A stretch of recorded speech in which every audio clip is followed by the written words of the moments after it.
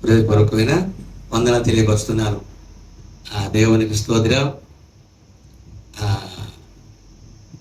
మనము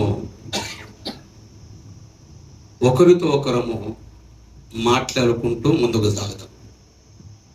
దేవుడు మనిషిని ఎలా సృష్టించాడు? దేవుడు మనిషిని ఒక రోబోలాగా తయారు చేశాడా? ఒక యంత్రంలాగా తయారు చేశాడా? మరి ఇప్పుడు ఇక్కడ ఉన్న మనమంతా కూడా మనుషులము, దైవ సేవకులము, సేవకురాళ్ళము. ఇప్పటి వరకు మనము దేవునితో మనం మాట్లాడామా? దేవుడు మనతో మాట్లాడా? చెప్పాలి. మనం ఒకడొకడు మాట్లాడుకుందాం. రేపు అంటే ప్రేమైన నాతోటి చదువు పని వాళ్ళరా. ఎందుకోసం అంటే ఇప్పటి వరకు దేవునితో మనం మాట్లాడామా? దేవుడు మనతో మాట్లాడా? గట్టిగా చెప్పుకుందాం. మనమందరం సేవకులేం కదా. సిగ్గు లేదు, భయం లేదు. ప్రేమైన ఆ సహోదరులారా, విషయం ఏంటంటే అలనాడు ఏదేను తోటలో ఉన్నప్పుడు ఆదాము హవ్వలు వాళ్ళు ఎలా ఉన్నారు? సిగ్గు కలిగి ఉన్నారా? సిగ్గు లేకుంటున్నారా? సిగ్గు ఎగెట్టుకుంటున్నారు. అంటే సిగ్గు వాళ్ళకి ఏమీ లేదు, తెలియదు, పాపము లేదు, వారి కంటిలో కామము లేదు. లేదు, కంటిలో కామం లేదు. వాళ్ళకు సిగ్గు లేదు, కంటిలో కామం లేదు. వాళ్ళు స్వేచ్ఛగా, పరిశుద్ధంగా, పవిత్రంగా ఉన్నారు. ఆ పవిత్రమైన ఆ జీవితాన్ని ఎవరు పాడు చేశారు? దేవుడు చేశాడా? తనకు తానే చేసుకున్నాడా? సాతానుడు చేశాడా? అవునా? నిజమేనా? తనకు తానే.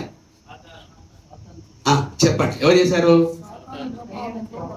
సాతాను ప్రభావంతో వాళ్ళు బలహీనలు అయిపోయారు. అంతేనా? కరెక్టేనా? చెప్పండి. మనం అందరం ఒకడు. నేను గొప్ప కాదు, మీరు తక్కువ కాదు, మీరు తక్కువ, నేను గొప్ప. అందరం మనం ఈక్వే. అందుకోసమే ఒకరికొకరము చెప్పుకోవడం ద్వారా ఏంటంటే ఇంకా బలపరచబడతాము. అపవాదిని ఎదిరించిన వరం అవుతాము. వాడికి చోటు ఉండదు. అపవాదికి మీరు చోటు ఇయ్యకూడి అని చెప్పాడు. అంటే ఏంటిది? చోటు ఇయ్యకూడదు అనేది. చోటు ఎవరిచ్చారు? ఎవరిచ్చారు? ఎవరిచ్చారు? ఆదాము హవ్వలు ఇచ్చారా లేదా? వాళ్ళు చోటు ఇచ్చినందువలన అందులోనికి అపవాది వచ్చేయడా, లేకపోతే తనంతట తానే వచ్చాడా? చోటు ఇచ్చాడు. కాబట్టి ఇక్కడ ఉన్న మరి స్త్రీలు కావచ్చు, పురుషులు కావచ్చు, ఒక స్త్రీ పర్మిషన్ లేకుండా ఏ పురుషుడైనా కానీ ఆ స్త్రీని తాకగలడా? చెప్పండి. తాకలేడు. ఏ పురుషుని పర్మిషన్ లేకుండా స్త్రీ పురుషుని తాకగలదా? తాకలేడు. మరి సాతానుడు మరి ఎలాగ మరి ఆ హవ్వను కావచ్చు, ఆదమును కావచ్చు శోధించాడు? ఇప్పుడు చూడండి ప్రియమైన వాళ్ళరా, ఇక్కడ దేవుని సన్నిధిలో 3 గంటల సేపు మనం మాట్లాడుతూ ఉంటే పరిశుద్ధాత్మ దేవుడు చక్కగా విన్నాడు. ఆయన విన్నాడా? లేదా? విన్నాడు. మరి ఇప్పుడు ఎవరు మాట్లాడాలి? ఇప్పుడు ఎవరు మాట్లాడాలి? ఎంతసేపు ఈ 3 గంటల సమయం వెయిటింగ్ చేశాడు ఆయన. మనం మాటలు వినడం కోసం విన్నాడు. మన ద్వారా చేసిన క్రియల ద్వారా మహిమ పొందాడు. మనం చేసిన ఆరాధన ద్వారా మహిమ పొందాడు. అన్ని చక్కగా ఉన్నాయి. కానీ ఇప్పుడు ఎవరు మాట్లాడాలి? దేవుడు. ఇప్పుడు ఎవరికి అవకాశం? దేవుడికి ఇవ్వాలి. ఎంతసేపు ఇవ్వాలి? మనకు 3 గంటల అవకాశం ఇచ్చాడు దేవుడు. మరి దేవుడికి ఎన్ని గంటలు ఇవ్వాలి? చెప్పండి. అది కూడా మనం మాట్లాడుకుందాం ఒకరికొకరితో. ఎన్ని గంటలు దేవునికి ఇవ్వాలి అవకాశం? 3 గంటల సేపు మాట్లాడతానే దేవుడు ఓపిక కలిగి విన్నాడు బాగా. మరి మనం ఎన్ని గంటల సేపు వినడానికి సిద్ధంగా ఉండాలి? ప్రభువా, ఎన్ని గంటలు మాట్లాడుతూనే అడగాల? ఎన్ని గంటలు మాట్లాడితే వినాలని ఆసక్తి కలిగి ఉండాలా? లేదు ప్రభువా, పైన కొడుతుంది, కడుపులో మండుతూ ఉంది, ఇక చాలు, మేము ఇంతవరకు మాట్లాడాం కదా, నువ్వు చక్కగా విన్నావు కదా, 2 ముక్కలతో ఉడిపిరాదు, అయిపోద్ది మాకు అందామా? చెప్పండి. దేవుడు నడిపింపును బట్టి నడుస్తాడు. కనుక ప్రియమైన దేవుని బిడ్డలారా, మనము ఏదేను తోటలో వాళ్ళు నేను వేరే రూట్లోకి వెళ్ళాలనుకున్నాను.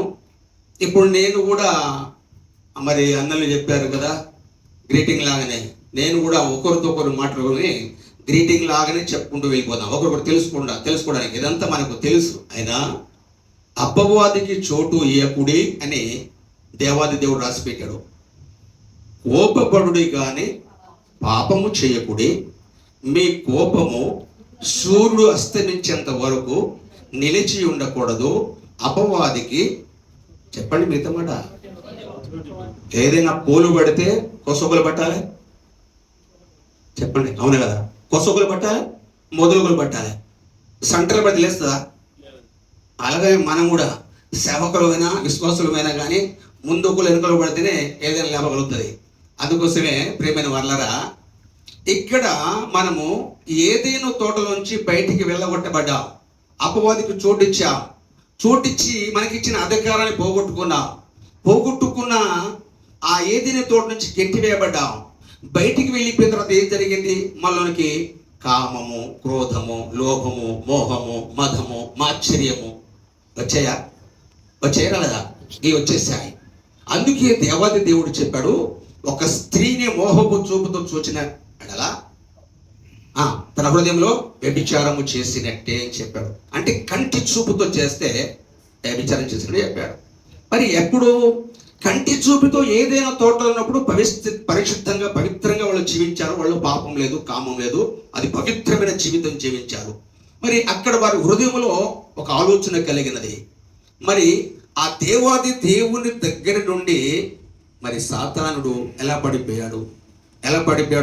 ఇదంతా మనకు తెలిసిన విషయమే, కొత్త కాదు. మరొకసారి చర్చించుకుంటూ ఉందాం. యేసు క్రీస్తు ప్రభు దగ్గర నుంచి ఆ యొక్క సాతానుడు ఎలా పడిపోయాడు? ఎలా పడిపోయాడు? గర్వంతో. అతని గర్వము, అందము, ఇక లేకపోతే కింద తన యొక్క ఆ పాట, తన మాట చాలా తనకు తానే హెచ్చించుకొని గర్వించడం ద్వారా పడిపోవడం జరిగింది. అయితే ఇలాగనే ఇక్కడ కూడా మనిషిని సాతానుడు మోసం చేయగలడా, లేక తనకు తానే మోసం చేసుకోగలడా? ఏం చేస్తున్నాడు? సాతానుడు మోసం చేసుకుంటున్నా, లేక మనకు మనం మోసం చేసుకుంటున్నావా? అపవాదికి చోటు ఇవ్వడం అంటే ఇప్పుడు నా పదవిని బట్టో, నా అధికారాన్ని బట్టో, లేకపోతే నా విద్యని బట్టో, నా జ్ఞానాన్ని బట్టో మరి నేను నాలో అహం వచ్చేసినప్పుడు అప్పుడు అపవాదికి అవకాశం ఇచ్చిన వారం అవుతాం. అవకాశం వచ్చినప్పుడు వాడు ప్రేరేపిస్తాడు. నేనంటే ఏమనుకున్నావు? నాలాంటి వాడు ఎవరు ఉన్నారా? నాకు సంఘం ఉంది, నాకు సైన్యం ఉంది. ఎప్పుడైతే నీ హృదయంలో అలాంటి తలంపు వస్తుందో వెంటనే అపవాదికి నిజమా కదా? ఇది 100% సత్యం. కనుక ప్రేమైన వాళ్ళరా, ఆ రీతిగా ఈరోజు దైవ సేవకులు ఇప్పుడు అన్న చెప్పాడు కదా, ఏం చెప్పాడు? ఎవరయ్యా? కలెక్టరా? డాక్టర్ గారు వస్తే ఇలా కౌగులించుకుంటాడు అని చెప్పాడు. అది ఏం ప్రేమ అంటారు? అది క్రీస్తు ప్రేమ, దేవుని ప్రేమ. అంటే అందులో కల్మషము లేని ప్రేమగా ఉంటుంది. సేవకులంగా కలిసి ఉంటే ఈ ప్రేమ చెయ్యికి చెయ్యి కలుపుతేనే సరిగ్గా ఏళ్ళు మలలేవు, చక్కగా నిటారుగా నిలబెడతా. మలుగుతుందా? నేను ఇలానే కూర్చుండే కదా, నాకు 25 సంవత్సరాల అనుభవంలో చాలామంది దైవ సేవకులు వస్తారు. కొందరు ఆ డాక్టర్కి ప్రేమ కలిగిన సేవకులు వచ్చి గట్టిగా వచ్చి ఇలా సేకరణ చేసి గట్టిగా ఒక వేళ్ళు మలుచుకొని ఆ ప్రేమతో చేతికి చేసి సేకరిస్తారు. కొందరు వస్తారు, అన్నా ప్రైజ్ ఇలా అంటి పెడతారు. అంతే. ఏం ప్రేమ అంటారు? అది నిజమైన ప్రేమనది, అది క్రీస్తు ప్రేమనది. కనుక ప్రియమైన దేవుని సేవకులారా, మనమందరము దేవుని సేవకులమే ఉన్నాము. మనము మాదిరిగా ఉండేవారమే ఉన్నాము, ఇతరులకు బోధించే వారిగా ఉన్నాము. ఇక్కడ సాతానుకు చోటు ఇస్తున్నామా, లేక నేనే అతనికి అవకాశాన్ని కలిగిస్తున్నానా అని ఆత్మ విమర్శ చేసుకోవాలి. ఇక ప్రాముఖ్యమైన విషయం ఏంటంటే, ఈ సేవకుల సదస్సు, సేవకుల కూడిక ఎందుకు పెట్టుకోవాల్సి వస్తుంది? ఎందుకు పెట్టుకోవాలి? దేనికి మనం ప్రతి నెల కూడుపడం గల కారణం ఏంది? ఐక్యత, కష్ట సుఖాలు, దుఃఖాలు, బాధలు అని ఒకరు పంచుకోవడానికి ఈ కూడిక పెట్టుకుంటున్నాం. అలా రెండవది, ఈ సేవకుల సదస్సు పెట్టుబడి గల కారణం ఏంటంటే మనలో ఏదైనా లోపాలు అవకతవకలు ఉన్న సరి చేసుకోవడానికి ఈ కోడిక చెప్పుకొని ఇప్పుడు రత్నరాజయ్య గారు కొంచెం ఏదో ఒక మాట అన్నారు కానీ రాలేదు, అప్పు తెచ్చాను పని చేశాను అంటే అది అలా కరెక్ట్ కాదని అయ్యగారు చెప్పాడు. అదే వాస్తవమే. ఎందుకు వస్తామంటే మాట ఇచ్చిన మాట తప్పదు, ఖచ్చితంగా వస్తుంది, గ్యారంటీ. నేను అదే నిరీక్షణ కలిగిన పని చేశాను, దేవునికి మహిమ కలుగునుగాక. ఓకేనా? ప్రియమైన వాళ్ళారా, ఇలా సంవత్సరాల తరబడి సంవత్సరములు గతం గడిచిపోతుంది, కాలము గడిచిపోతుంది, కానీ సేవకులలో ఏమైనా మార్పు వస్తుందా? వచ్చి ఉన్నదా? నేను ఉమ్మడి బంగ్లా, మరిపెడ బంగ్లా పాస్టర్ ఫెలోషిప్ ప్రతి నెల ఇలాగనే మరి సేవకుల కూడికకు వెళ్ళేవారు. నాకు సమయం అంటే చాలా భయం. మీరు దినం సమయం పోని యొక్క సద్వినియోగం చేసుకుని అజ్ఞానులు కాక జ్ఞానుల వలె మీరు ప్రవర్తించుడి అని దేవుడు చెప్పాడు. ఈ బోధ సంఘంలో సేవకులు చెప్తా ఉంటాం. చెప్పమా? మన సంఘంలో విశ్వాసులు గనక సరైన సమయానికి రాకపోతే హెచ్చరిస్తాము, వార్నింగ్ ఇస్తాము, వాక్యం చెప్తాము, వాళ్ళని ఖండిస్తాము, బుద్ధి చెప్తాము. మరి సేవకులే వస్తే ఎవరు చెప్పాలి? మరి అది మనకునే చెప్పుకోవాలి కదా. ఎవరు చెప్పనక్కర్లే. నీకు నేను, నాకు నువ్వు, మనమే చెప్పుకొని సరి చేసుకొని సరైన క్రమంలో నడవడానికే ఈ సేవకుల కూడిక, ఈ సేవకుల చదువు సరి చేసుకోవడానికే. అని పోయిన నెల ఖచ్చితంగా 9:30కు మనం వస్తామనుకున్నాం. సరే 5-10 నిమిషాలు అటో డబ్బుని వెళ్ళాలనే అతురుత ఆసక్తి కలిగి ఉంటే అన్ని పనులు సక్రమంగా జరుగుతూ ఉంటాయి. కనుక ప్రియమైన వాళ్ళరా, మరి ఈ ఆసక్తి కలిగి ఉన్నామా లేక ఆసక్తి లేకుండా ఉన్నామా? ఆసక్తి కలిగి ఉన్నవారు సరైన సమయానికి దేవుని సన్నిధికి పరిగెత్తుకొని వస్తూ ఉంటారు. ఇలాగనే ప్రతి నెల వెళ్ళినప్పుడు మరి ఎడ్చర్ల ఆ గ్రామంలో ఆ యొక్క మికాయల్ పాస్టర్ చర్చిలో నాకు కూడా ఇలాంటి ఒక అవకాశం వచ్చింది. ఈ అవకాశం వస్తే ఒక వాక్యము ఇలాగ చెప్పారు. ఇర్మియా గ్రంథము 48వ అధ్యాయము 10వ వచనంలో ఒక మాట చెప్పారు. అది చదివారు, సేవకులందరూ చదివారు. ఎందుకంటే యెహోవా కార్యమును, అవును కదా, ఆ మాట చెప్పగా అందరూ అయ్యా ఎవరు చెప్పారు? క్రీస్తు చెప్పాడా?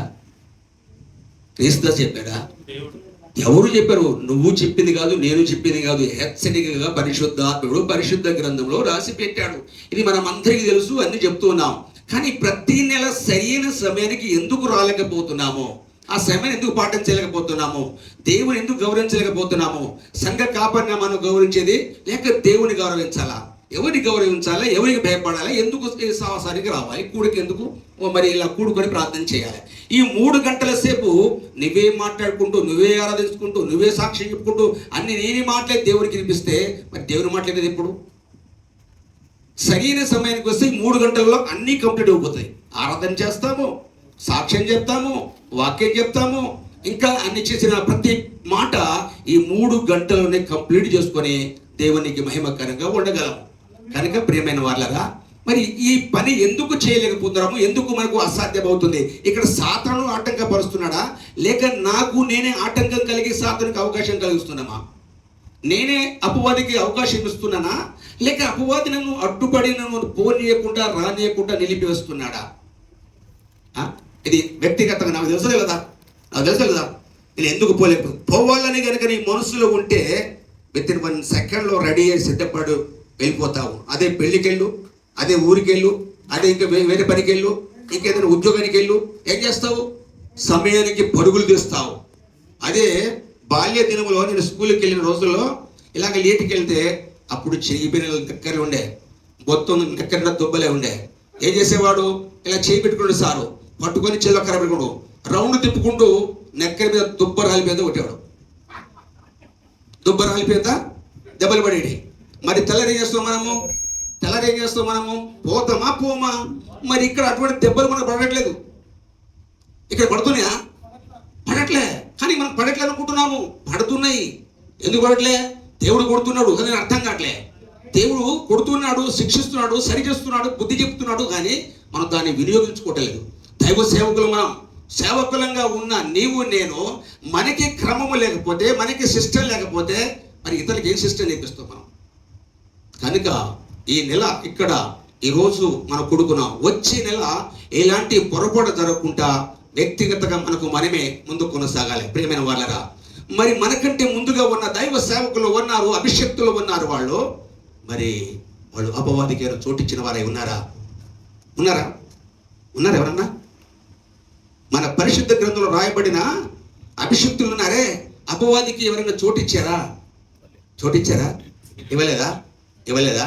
చూడండి, దావీదు గారు అమాలేకులతో యుద్ధం చేయడానికి సైన్యం మొత్తం వెళ్ళిపోతా ఉంటే దావీదు గారు ఇంటికాడ చేశాడు, మేడ గది ఎక్కాడు. ఏం చేశాడు? ఆలోచన చేస్తున్నాడు. యుద్ధానికి పోయారు, ఏం చేస్తాడు అని ఆలోచిస్తున్నాడు. చూపంత ఇడిపోయింది, వెళ్ళిపోయింది. ఆ ఒక స్త్రీ బాత్రూమ్ స్నానం చేస్తాడే, ఆ కంటి చూపకపోయింది. చూపడం అదేం జరిగింది? అతనిలో ఇక కోరికలు పుట్టేశాయి. పుట్టేసాడు.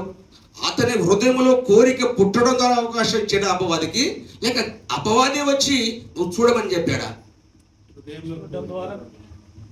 తనంతటా తానే ఒక మనిషికి నీకు బుద్ధి ఊడితే తప్ప ఈ లోకములో అపవాది ఏ మనిషిని కూడా టచ్ చేయలేడు. ఇది ఖచ్చితం, 100% సత్యం. మన పర్మిషన్ కూడా మన దగ్గర వాడు చేయబడడానికి కూడా వీల్లేదు. మనం ఇప్పుడు చెప్పుకున్నాం కదా, ఒక స్త్రీని ఒక పురుషుని ముట్టాలంటే స్త్రీ పర్మిషన్ లేకుండా ఏ పురుషుడు కూడా తాకడా? ఒక పురుషుని స్త్రీ ముట్టాలంటే పురుషుని యొక్క పర్మిషన్ లేకుండా ముట్టలేడు. సాతాను కూడా మన పర్మిషన్ లేకుండా వాడు మన దగ్గర రాలేడు. అలాగే అభిషిక్తుడైన దావీదు గారు కూడా అలాగే తన మనసులో ఒక బుద్ధి కలిగింది, ప్రేరేపించబడి తన మనసులో ఆలోచన కలిగింది, అపవాదికి అవకాశం ఇచ్చాడు. సరాసరిగా బత్షెబను ఇంటికి రప్పించుకున్నాడు, పాపం చేశాడు, మళ్ళీ లేచి వెళ్ళిపోయింది. అక్కడ దాన్ని దేవుని కనులనే మూసేశాడు. కానీ ఇక్కడ ఏం చేశాడు? ఆయన అభిషిక్తుడైన దావీదు గారు, నా హృదయానుసరుడైన బిరుదు పొందిన దావీదు గారు ఏం చేశాడు? ఇక్కడ అపవాదికి చోటు ఇచ్చేశాడు. అంత గొప్ప దైవజనుడే, అభిషిక్తుడైన సేవకుడే అపవాదికి అవకాశం ఇచ్చి పాపంలో పడిపోయాడు. ఆ తర్వాత సౌలు రాజు గారు ఉన్నారు. ఇశ్రాయేలు దేశానికి మొట్టమొదటి రాజు సౌలు రాజుగా ఉన్నప్పుడు ఆ రాజుగారు కూడా అమాలేకుల మీద యుద్ధానికి వెళ్ళిపోయి అక్కడ ఉన్న వాళ్ళందరినీ చంపి మొత్తం హతం చేసేరమ్మని చెప్తే ఆజ్ఞను మీరి తన సొంత ఆలోచన, సొంత జ్ఞానం చేత కొందరిని చంపి కొందరిని చంపక అక్కడ ఉన్న పశువులను, గొర్రెలను, గొడ్లను తోలుకొని ఇంటికి తీసుకొచ్చిన తర్వాత అతని వద్దకు ఎవరు వెళ్ళారు? సమూయేలు ప్రవక్త వెళ్ళాడు. సమూయేలు ప్రవక్త వెళ్తే ఏం చెప్పాడు? ఏంటి చూసిన పని ఏంటని సౌలు రాజును అడిగితే, లేదయ్యా, నేను కాదు, నాతో వచ్చిన చెనులే నీ దేవునికి బలి అర్పించడానికి అందులో కొన్నిటిని పట్టుకొచ్చి ఇక్కడ తీసుకొచ్చారని సాకులు చెప్పాడు. సత్యం ఒప్పుకోలే కానీ సాకులు చెప్పాడు. అలాగని ఇక్కడ ఈ సాకులు చెప్పడం ద్వారా, దేవుని మాటకు అవిధేయత చూపించడం ద్వారా, సొంత ఆలోచన, సొంత ఆ బలము, తెలివి తేటలు ఉపయోగించడం ద్వారా అతలో ఉన్న అభిషేకము వెళ్ళిపోయింది. ఆ సేవకుడు వెళ్ళి అడిగినప్పుడు కూడా ఒప్పుకోనక కప్పిపుచ్చుకొని సాకులు చెప్పడం ద్వారా అతని మీద అభిషేకం వెళ్ళిపోయింది. అపవాదికి అవకాశం ఇచ్చేశాడు. తనలో అపవాది తన హృదయం దూరాడు. ఆ తర్వాత అతనికి విషపు చూపు వచ్చేసింది. తన రాజ్యము ఆ చూపు ద్వారా అపవాది పతనమడే అవకాశం వచ్చింది. అలాగనే అదే స్థానంలో దావీదు గారి దగ్గర కూడా వెళ్ళాడు ఒక దైవజనుడు, ఒక సేవకుడు. ఎవరు వెళ్ళారు? నాతాను ప్రవక్త వెళ్ళాడు. నాతాను ప్రవక్త వెళ్ళి దావీదుతో మాట్లాడుతున్నాడు. ఒక కథ రూపంలో చెప్పుకుంటూ వచ్చాడు. ఏం చెప్పాడు? అయ్యా, ఒక రాజా, ఒక గ్రామంలో ఇద్దరు వ్యక్తులు ఉన్నారు. ఒక ఆయన ఐశ్వర్యవంతుడు, ఒకడు పేదవాడు. ఐశ్వర్యవంతుడికి గొర్రెలు, గొడ్లు అన్ని సమృద్ధిగా ఉన్నాయి. ఈ పేదవాడికి అయితే ఏం లేవు. ఇతనికి ఒకేగానొక గొర్రె ఉన్నది. అతడు ప్రేమతో పెంచుకుంటున్నాడు, వాళ్ళ పిల్లలతో ఉంటున్నాడు కనుక ముద్దుగా పెంచుకుంటున్నాడు. ఒక రోజున ఆ యొక్క ఐశ్వర్యవంతునికి ఒక అతిథిగా వచ్చిన వ్యక్తిని వచ్చాడు. తన మర్యాద కోసము ఆ పేదవాడి గొర్రెను కోసి ఆ విందు చేశాడయ్యా అని చెప్తే దావీదు దానికి ఏం చెప్పాడు? వెంటనే లేచి స్పందించి, ఎవరో ఆ వ్యక్తి, అతను బ్రతకడానికి వీల్లేదు, సీరియస్ గా నిలబడి చెప్తున్నాడు. ఒక గొర్రెకి బదులుగా 4 గొర్రెలు కూడా జుర్మానా ఇవ్వాలని కూడా ఆయన తీర్పు తీర్చేశాడు. తర్వాత నాతాను ప్రవక్త ఆయన చెప్తున్నాడు, ఆ వ్యక్తివి నీవే. అన్నప్పుడు మరి దావీదు రాజు, ఆయన ఏదైనా చేయగలడు. ఆ సందర్భంలో నాతాను ప్రవక్తకు ఎలాగ స్పందించి ఎలాగ ఒప్పుకున్నాడా కప్పుకున్నాడా? ఒప్పుకున్నాడా కప్పుకున్నాడా? గట్టిగా కప్పుకున్నాడు. అక్కడ మరి సౌలు రాజు ఒప్పుకున్నాడా కప్పుకున్నాడా? కప్పుకున్నాడు. కప్పుకోవడం ద్వారా ఏం జరిగిపోయింది? తన రాజ్యం పోగొట్టుకున్నాడు, తన ప్రాణం పోగొట్టుకున్నాడు, పిల్లలు పోగొట్టుకున్నాడు, అన్ని నష్టపోయాడు. దావీదు రాజు గారు కప్పుకొనక ఒప్పుకున్నాడు గనక దానివల్ల దావీదు రాజు గారు శిక్షణ అయితే తప్పించుకోలేదు, కానీ రక్షణ పొందుకున్నాడు, క్షమాపణ పొందుకున్నాడు. కానీ కుటుంబ సభ్యులంతా కూడా శిక్షను అనుభవించవలసింది. కానీ తన బ్రతుకు దినములన్నీ కూడా ప్రతి విషయములో దేవుని పర్మిషన్ లేకుండా ఏ పని కూడా చేయలేదు. కనుక ప్రియమైన వాళ్ళరా, ఈ సమయమందు వారిని బట్టి మనము ఒప్పుకోవలసిన విషయం ఏంటంటే, ప్రతి విషయములో కూడా మనము దైవ సేవకులముగా సేవకురాండముగా మరి కప్పుకొనగా ఒప్పుకునే వారిగా ఉండాలి. ఒకవేళ నువ్వు రహస్యంగా కప్పుకొని ఉంటే, ఒకవేళ అలాగనే దాచుకొని ఉంటే, మరి సౌలు రాజు పరిస్థితి ఎలా ఉందో, మనకంటే ముందుకు చరిత్ర ఎలా ఉందో, వాటిని గుర్తించుకుంటూ గమనించుకుంటూ ముందుకు సాగవలసిన వారమే ఉన్నాం. ఈ సమయంలో ప్రియమైన వాళ్ళరా, మరి ఇంకా ఈరోజు నేను సిద్ధపడి చెప్పవలసిన విషయం ఏంటంటే, మరి అబ్నేరు చరిత్ర చెప్పాలి అనుకున్నాను. అని అబ్నేరు చరిత్ర చెప్తే చాలా సమయం పడుతుంది. ఇప్పటికే కడుపులో కొంచెం అటు ఇటుగా అనిపిస్తూ ఉంది, ఎండ వేడిగా ఉంది, అటు ఇటు చూస్తూ ఉన్నాం కనుక కొంచెం మళ్ళీ ఎంతసేపు చెప్తాడే ఇంకా ముగించట్లే అనుకుంటూ ఉంటారు. మనసులో కొంచెం లోపల వేరే వేరే రకంగా ఆలోచన కలిగి ఉంటారు. అది వాస్తవమే. కనుక మరి చాలాసేపు ఇక్కడ నుంచి రానున్న నెల నుంచి ఎక్కువగా దేవుడు మనతో మాట్లాడాలని ఆశ కలిగి ఉన్నామా? మనమే దేవునితో మాట్లాడాలని ఆశ కలిగి ఉన్నాము. ఏం కలిగి ఉండాలి? దేవుడు మనతో మాట్లాడితే మన జీవితాలు మారుతాయి, మన బతుకులు మారుతాయి, మన పాపాలు క్షమించబడతాయి. ఆయన మనతో మాట్లాడితే మన బ్రతుకులు సరిదిద్దబడతాయి. మనమేం మాట్లాడుకునే మన డబ్బాలు కొట్టుకుంటే ఏమైపోద్ది? అంతే, మనమే ఎక్కువ పొగడబడుతూ ఉంటాం.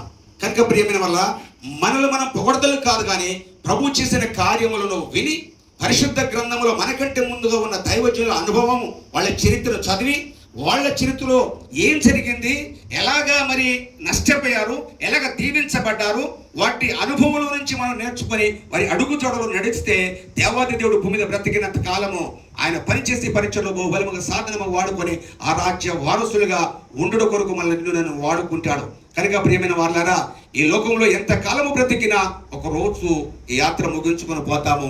ఆ రోజు సింహాసనం నిలబడవలసి వస్తాయి, లెక్క అప్పగించవలసి. కనుక మనమందరం కూడా ఆ లెక్కకు జవాబుదారులమై ఉన్నాం. కనుక భయముతో భక్తి చేసి భూమి మీద బ్రతకవలసిన వారుగా ఉన్నాం. కనుక అట్టి కృప పరిశుద్ధ ఆత్మదేవుడు నీకు నాకు మనకందరికీ సమృద్ధిగా దయచేయునుగాక. ఆమేన్, ఆమేన్. చిన్న ప్రార్థన చేస్తాను. పరిశుద్ధుడా, ప్రేమగల తండ్రి, ఇప్పటి వరకు నాయన ప్రార్థనలో, పాటల్లో, ఆరాధనలో, నాయన సాక్ష్యములో, తండ్రి గ్రీటింగ్లో మీరు తోడుగా ఉన్నారు. చివరిగా నాయన మీరు ఇచ్చిన అవకాశంలో కొన్ని విషయాలను పంచుకున్నాం. పరిశుద్ధాత్ముడా, నా జీవితము మా జీవితము అయినా మాకంటే ముందుగా ఉన్న అనుభవజ్ఞులు, అభిషక్తులు, వాటిని బట్టి మా జీవితాలు మార్చుకొని దిద్దుకొని బ్రతికే నీ కృప నాకు మాకందరికీ అనుగ్రహించి మీరే సకల మహిమ ఘనత ప్రభావాలు పొందుకున్నామని యేసయ్య ప్రశస్త నామములో కృతజ్ఞతలు చెల్లించుకుంటున్నాము కన్న తండ్రి. ఆమేన్, ఆమేన్. వందనాలు. మరొకసారి అవకాశం చేసిన అధ్యక్షులకు కూడా వందనాలు తెలియపరుస్తున్నాం. ఎవరికి మహిమ కలుగునుగాక.